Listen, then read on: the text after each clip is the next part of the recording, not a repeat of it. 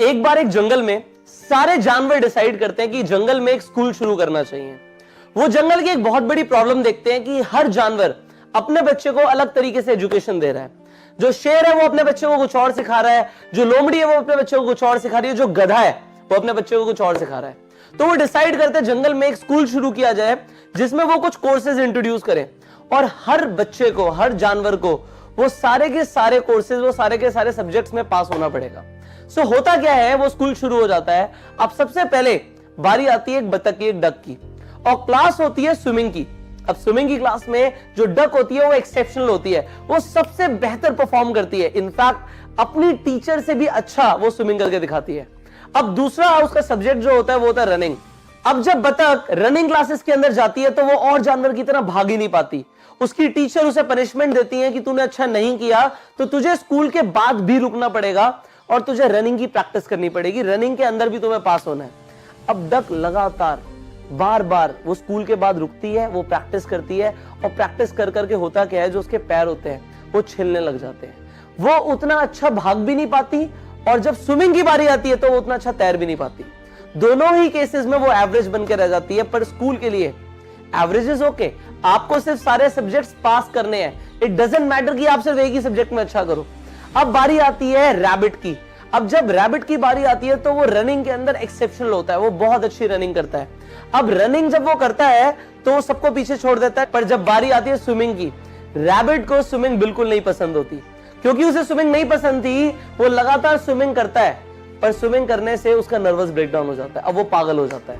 अब जब वो रनिंग भी करता है तो कभी इधर दौड़ता है, कभी उधर दौड़ता है, और बाकी बच्चों की तरह ही एवरेज टाइम में अपनी रेस फिनिश करता है। वो रनिंग में भी एवरेज हो जाता है।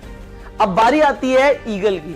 अब जो ईगल होता है वो स्कूल का सबसे शैतान बच्चा होता है। क्यों? क्योंकि अपने टीचर की बिल्कुल भी कहना नहीं मानता। टीचर कहती है क्लाइंबिंग क्लासेस के अंदर कि तुम्हें पेड़ पे चढ़ना है, और जब बाकी सारे जानवर पेड़ पे चढ़ रहे होते हैं तो वो डिसिप्लिन नहीं होता। वो क्या करता है, वो अपने तरीके से पेड़ पे चढ़ जाता है, वो बस उड़ता है और जल्दी से पेड़ पे पहुंच जाता है। और स्कूल के लिए चीटिंग होती है क्योंकि वो और बच्चों की तरह काम नहीं कर रहा, वो डिसिप्लिन नहीं है। उसे स्कूल से निकाल दिया जाता है क्योंकि वो अपने टीचर की कहना नहीं मानता। अब बारी आती है एक ईल की। ये ईल जो होती है थोड़ी सी मंदबुद्धि होती है, पर फिर भी ये सारे ही कोर्सेज के अंदर, सारे सब्जेक्ट्स के अंदर पास हो जाती है। ये तैर भी लेती है, ये पेड़ पे भी चढ़ जाती है, थोड़ा बहुत उड़ भी लेती है, और ये थोड़ा बहुत भाग भी लेती है। और क्योंकि ये थोड़ा बहुत सब कुछ कर रही होती है, ये एक एवरेज स्टूडेंट होती है, पर बाकी बच्चों से, बाकी जानवरों से इसने अच्छा परफॉर्म किया होता है, तो ये स्कूल की टॉपर बन जाती है। ये एजुकेशन सिस्टम जानवरों का एजुकेशन सिस्टम नहीं है, ये इंसानों का एजुकेशन सिस्टम है। क्या इसी तरीके से हम लोग पढ़ाई नहीं करते?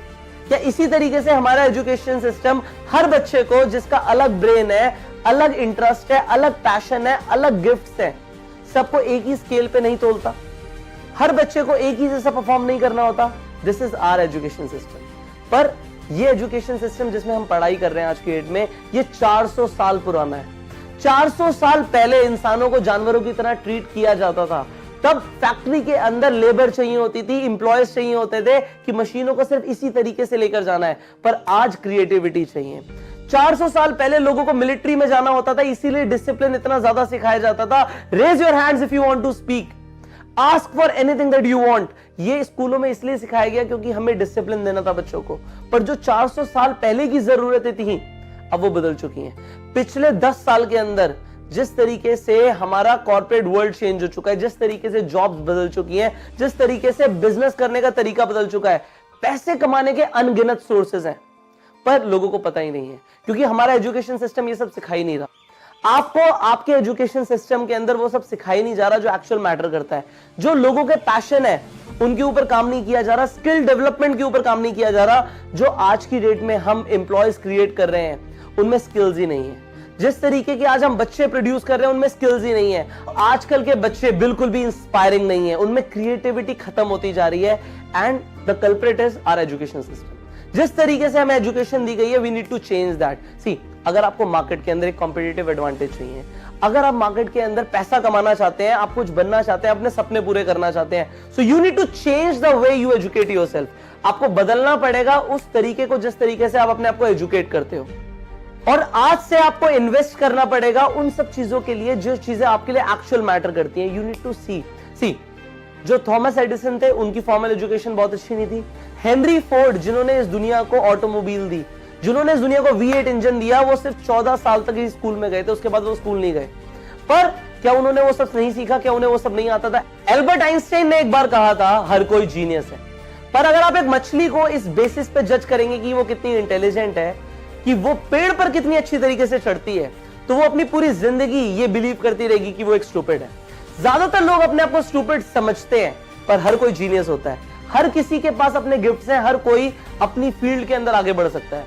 आपने भी कोई ना कोई फील्ड चूज करी होगी, आपने भी चूज किया होगा कि अब मुझे जिंदगी में इस फील्ड पे आगे बढ़ना है, चाहे मेरे एजुकेशन सिस्टम में कुछ भी था। पर this is a time you can change the way you educate yourself. अगर आपको एक फील्ड में आगे बढ़ना है, किसी भी फील्ड के अंदर, आप वो डिसाइड कर सकते हैं कि मुझे इस स्पेसिफिक फील्ड में आगे बढ़ना है। वो फैशन डिजाइनिंग हो सकती है, वो ग्राफिक डिजाइनिंग हो सकती है, वो नेटवर्क मार्केटिंग हो सकती है।